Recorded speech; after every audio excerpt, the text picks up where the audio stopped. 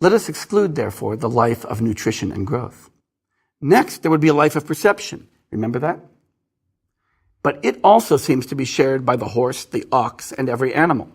And of course, remember, we're talking about the function of a human being. Let's continue. Aristotle says, there remains then an active life of the element that has a rational principle. Once again, remember from last lecture, the part of the anima, of the soul, that's peculiar to a human being is reason, the rational soul. That's the thing that's distinctive to us. And Aristotle says the function of man is an activity of the soul which follows or implies a rational principle. And the point there is that if we're looking for the function of a thing, we want to look for the thing that that thing does specifically. When we figure out what the function of a knife is, we notice that knives are good for cutting and they're better than anything else is for cutting. When we ask what the function of a border collie is, we say it's great for herding sheep and better than anything else. When we ask what the function of a human being is, therefore, we say it's really good at reasoning and better at reasoning than anything else. So the function of a human being is to act in accordance with reason. Now, the next question is, can we be a bit more specific? And we can. Now, Aristotle says, if we say so-and-so and a good so-and-so have a function which is the same in kind, for instance, a lyre player and a good lyre player, we don't play lyres so much anymore. We could think of maybe a harpist.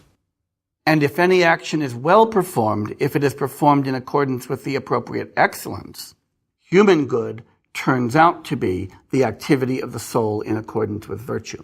Now, this is a slightly abstract point, but I want to try to make it a little bit concrete.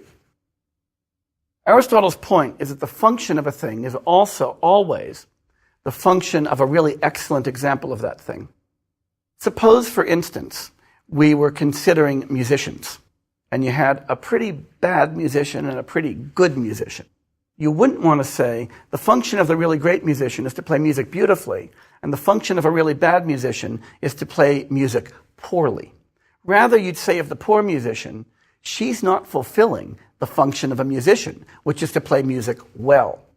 Or if you considered a group of athletes, and some of them were training hard and winning medals and winning games and so forth, and a bunch of them were lying around lazy drinking beer, you wouldn't say the function of these athletes is to excel and to win in competition. The function of these athletes is to be the people that they beat.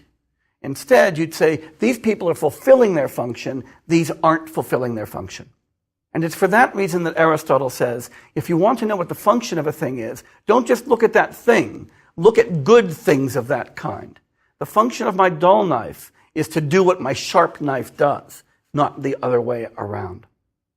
And so, we can conclude the function argument with this idea, that the human good turns out to be an activity of the soul in accordance with virtue, in accordance with that which makes us good beings of our kind. So let's now summarize the function argument.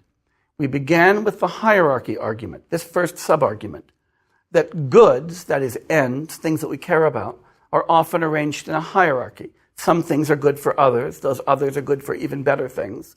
And the higher ones are more final than the lower ones. That is, they are more like the kinds of things we choose for their own sake rather than instrumentally.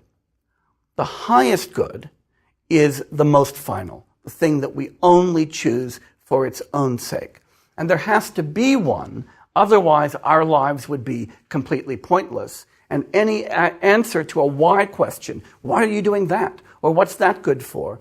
Would be in the end completely empty, because there would be no final answer, no reason that we do everything. That most final end is something that is always chosen as a goal, always chosen as an end, and never as a means to anything else. That's really important, that it's the one thing that's non-instrumental. Moreover, it would be really nice, it would be a wonderful kind of happenstance if that final end, that thing which is always chosen as an end and never as a means, were also self-sufficient in this deep, relevant sense. That is, that if you had it, you'd have everything. You wouldn't need a second end to add to it. I mean, it's not like that with, in my kitchen. Even though my knives might be really sharp, I still need pots and pans. Knives aren't self-sufficient. But it would be really nice if we found something that was final, but also self-sufficient. Then Aristotle argues that happiness, human flourishing, eudaimonia, is always an end, never a means to something else. That other things are chosen for the sake of it, but it's never chosen for the sake of other things. And moreover, it turns out to be self-sufficient. So he's argued happiness is the highest good. But then, that's only half the argument, right? We still need to know what happiness is. And that's where the second part of the function argument came. Aristotle argued that all kinds of persons have functions, and all the parts of persons have functions. So A, since kinds of persons have functions, persons per se must have functions. And B, since the parts of persons have functions, if those are genuine functions, the whole that comprises them must also have a function. So there's got to be a function of a person. That's the first point. Then Aristotle pointed out that the function of a thing is the activity that's peculiar to that thing, and the activity most peculiar to persons, relying on that argument that we looked at in our last lecture on the nature of the soul, is thinking or reasoning. And so the activity most peculiar to persons is acting in accordance with reason. And so that activity in accordance with reason is the function of a person. But then the question is, more specifically, does that mean any old person? And Aristotle says absolutely not. Because we always find that the function of a thing of any kind is the function of a thing that is an excellent exemplar of that kind. The function of a thing which is a really good one. And so, since the best person is the person with the most virtue, the function of a human being is going to be activity, rational activity in accordance with human virtue. And that's why happiness is activity in accordance with virtue. Notice, it's not pleasure, it's not honor, it's not excellence, it's not wealth. None of those would satisfy these definitions. Instead, we now have a definition of happiness. You want to know what it is to be happy? It's to lead a life of rational activity in accordance with virtue. But let's remember, we're talking now about eudaimonia. And Aristotle emphasizes that this kind of happiness that we're talking about is happiness in a complete life. And in one of my favorite lines from the Nicomachean Ethics, Aristotle says, "For one swallow does not make a summer, nor does one day.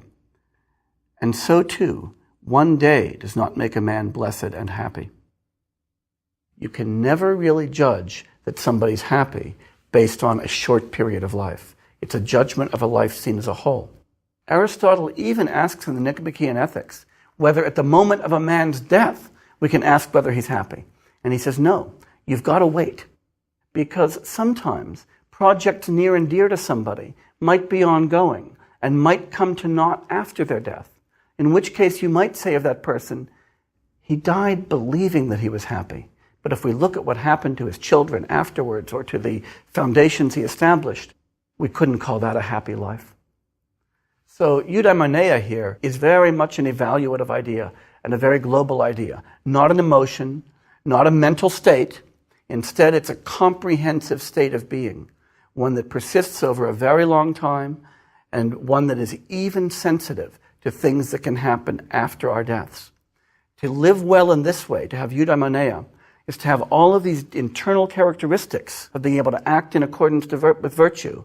But because it has to be self-sufficient, there has to be a host of other internal and external goods present. In our next lecture, we're going to be examining the nature of these other dimensions of happiness. We need to ask what virtue is and what we need besides virtue in order to fully act in accordance with virtue and attain this final and self-sufficient state. So please stay with us for our final lecture on Aristotle.